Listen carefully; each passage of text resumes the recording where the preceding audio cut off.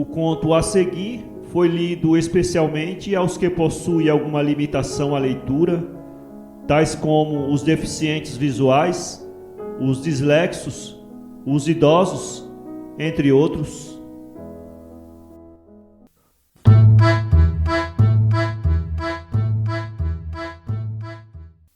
O Fim do Mundo, de Graciliano Ramos, voz Iba Mendes.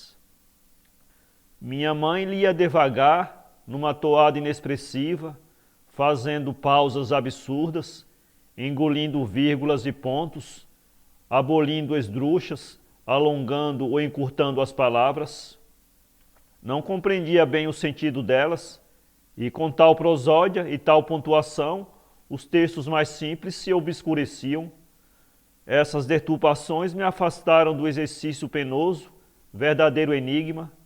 Isso e o aspecto desagradável do romance de 4 volumes, enxovalhado e roto, que as vizinhas soletravam, achando intenções picarescas nas gravuras soltas, onde a tinta esmorecia sob nódoas.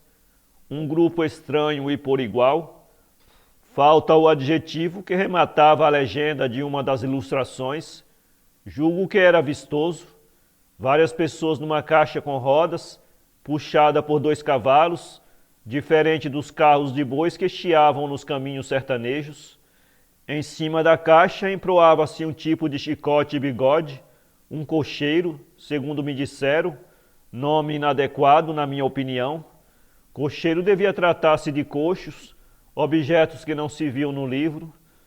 Tudo ali discordava da nossa linguagem familiar, um grupo estranho e por igual vistoso, parecia cantiga. Minha mãe repetiu isso até decorar a história de Adélia e Dom Rufo, cansou-se, transferiu-se para uns folhetos de capa amarela, publicação dos Salesianos.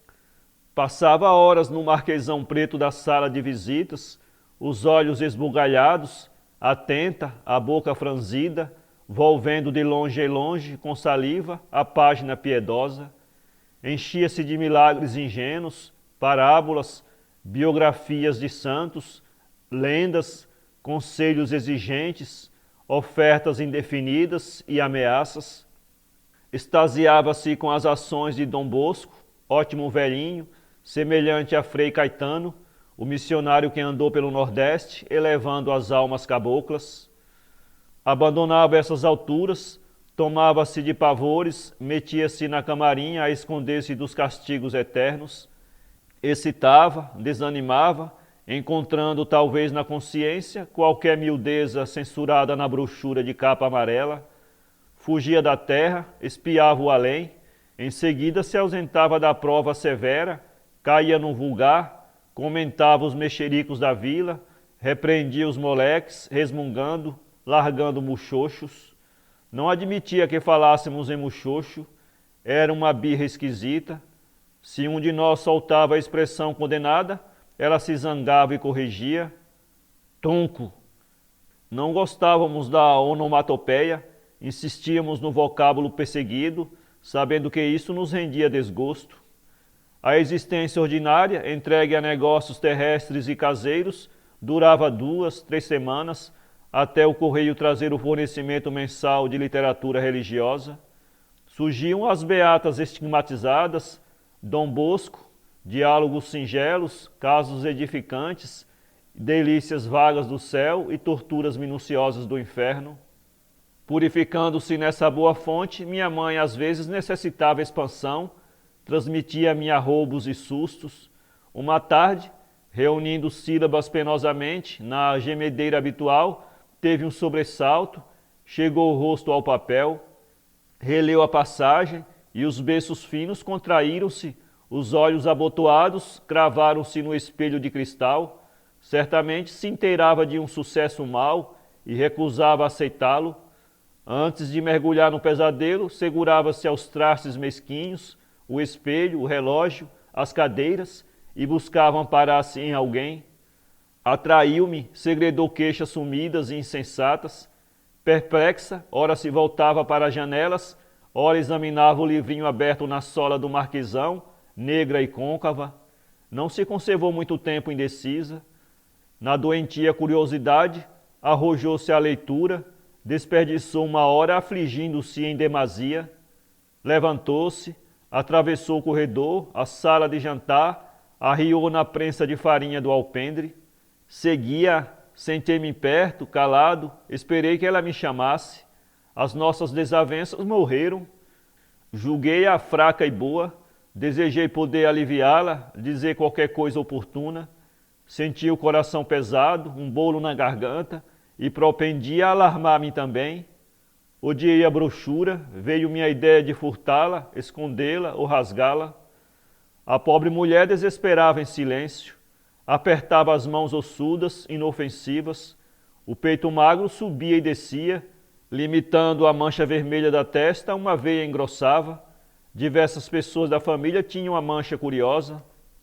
Em momentos de excitação, ela se avivava, quase roxa, da sobrancelha à raiz do cabelo, e essas criaturas se enfureciam, avizinhavam-se da loucura. Afinal, minha mãe rebentou em soluços altos, num choro desabalado, agarrou-me, abraçou-me violentamente, molhou-me de lágrimas. Tentei livrar-me das carícias ásperas, porque não se aquietava, não me deixava em paz. A excitação diminuiu, o pranto correu manso, estancou, e uma vozinha triste confessou-me entre longos suspiros que o mundo ia acabar. Estremeci e pedi explicações. Ia acabar. Estava escrito nos desígnios da providência, trazido regularmente pelo correio. Na passagem do século, um cometa bravo percorria o céu e extinguiria a criação, homens, bichos, plantas. Riachos e açudes se converteriam em fumaça, as pedras se derreteriam. Antigamente a cólera de Deus exterminara a vida com água, determinava agora suprimi-la a fogo. Eu ignorava o século, os cometas, a tradição, e estendia fraternalmente a minha ignorância a todos os indivíduos. Não percebendo o mistério das letras, achava difícil que elas se combinassem para narrar a infeliz notícia. Provavelmente minha mãe se tinha equivocado, supondo ver na folha desastres imaginários. Expus esta conjectura, que foi repelida. A desgraça estava anunciada com muita clareza.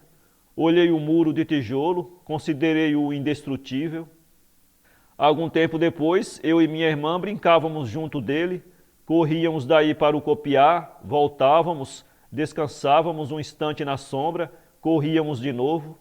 Numa dessas viagens, alcançando a prensa de farinha, ouvimos grande barulho, viramo-nos, o muro tinha desaparecido, árvores no quintal subitamente crescido, fundos de casa, o descoroçador do cavalo morto. Enquanto não se fez outra parede, habituamo-nos a saltar os escombros, a admirar ferrinhos caprichosos, a máquina a devorar capulhos, pasta de algodão a esvoaçar, lentas, fazendo uma saraiva grossa e fofa.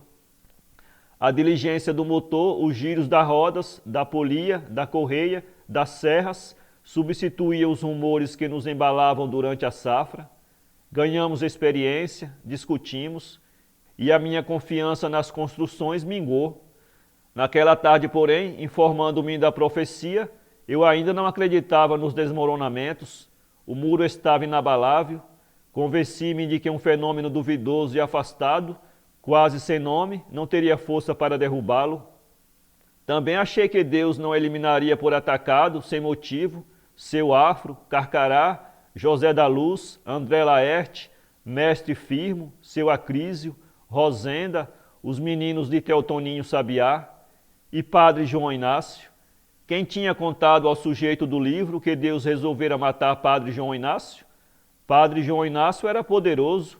Recusei o vaticínio, firme, conversa, o mundo não ia acabar. Um mundo tão vasto, onde se arrumavam desafogadamente a vila e a fazenda, resistiria. Minha mãe estranhou a manifestação rebelde, tentou provar-me que os doutores conheciam as trapalhadas do céu e adivinhavam as consequências delas, mas queria certificar-se de que se enganava, pelo menos na parte relativa ao enorme incêndio. Refutou a minha afirmação com descomposturas enérgicas lançadas em tom amável. Foi serenando, terminou o debate como se nos referíssemos a visões de sonho. Teimava em declarar-me um animal. não conseguiu intimidar-me, e era essa ausência de medo, indiferença aos perigos distantes, ao fogo, ao extermínio, que a tranquilizava. Esteve alguns dias apreensiva, folheando a brochura, os olhos arregalados, séria. Enfim, abandonou o cataclismo, embrenhou-se em novos temores. O cometa veio ao cabo de uns 2 anos e comportou-se bem. Minha mãe foi observá-lo da porta da igreja, sem nenhum receio, esquecida inteiramente da predição.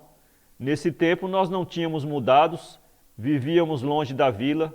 O mundo estava imenso, com muitas léguas de comprimento, e desafiava seguro profecias de cometas.